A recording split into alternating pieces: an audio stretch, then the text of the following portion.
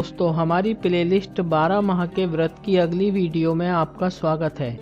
इस वीडियो में हम आपको बसंत पंचमी व्रत की कथा, महिमा तथा पूजन विधि के बारे में बताएंगे। आदि काल में भगवान विष्णु ने ब्रह्मा जी को सृष्टि की रचना करने का आदेश दिया। उनके आदेशानुसार ब्रह्मा जी पृथ्वी पर आए और सृष्टि की रचना की। कुछ समय बाद एक दिन ब्रह्मा जी संसार को देखने के लिए पृथ्वी पर आए। उन्होंने चारों तरफ देखा तो सब जगह सूना पड़ा था। ना कोई बोलता था, ना कोई सुनता था। चारों तरफ खामोशी छाई हुई थी।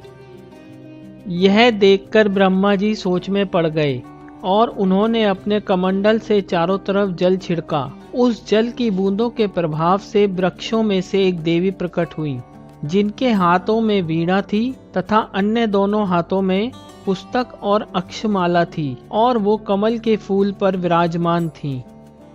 उन्हें देखकर ब्रह्मा जी बहुत प्रसन्न हुए और उन्होंने उस देवी का नाम सरस्वती रखा और कहा, हे पुत्री, तुम अपनी वीणा से इस संसार की खामोशी दूर करो।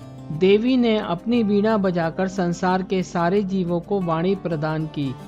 इसी कारण से इस दिवस को सरस्वती दिवस के रूप में मनाया जाता है और मां सरस्वती की पूजा की जाती है।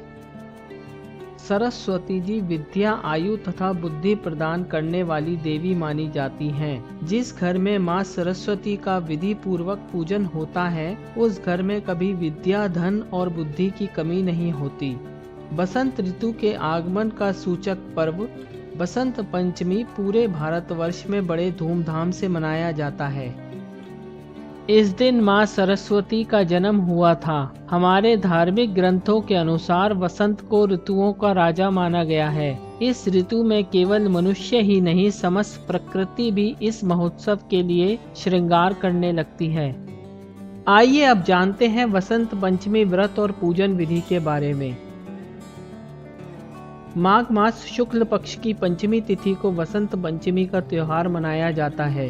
इस दिन प्रति प्रातः काल स्नान आदि करके सुंदर सा पंडाल बनाकर मां सरस्वती की मूर्ति स्थापित करें और कलश की स्थापना करें। उसके बाद धूप, दीप, चंदन, नैवेद्य आदि से मां सरस्वती का पूजन करें। उन्हें पीले या वसंती रंग के वस्त्र चढ़ाएं और पीले मिष्ठान का भोग लगाएं। इस दिन पीले या सफेद वस्त्र पहनकर ही पूजन करें। उसके बाद ब्राह्मणों को भोजन कराएं और दान देकर विदा करें तथा भोजन में पीली वस्तुओं का ही सेवन करें। इस व्रत का विधि पूर्वक अनुष्ठान करने वाले के कंठ में सरस्वती का वास होता है और उसे कभी ज्ञान की कमी नहीं होती।